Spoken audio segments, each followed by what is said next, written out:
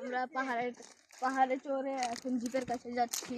আচ্ছা, জিপে দেখো পিছে তারা দেখো কত পিছে আছে, দেখো তাদের আসতে লাগবে 10 ঘন্টা।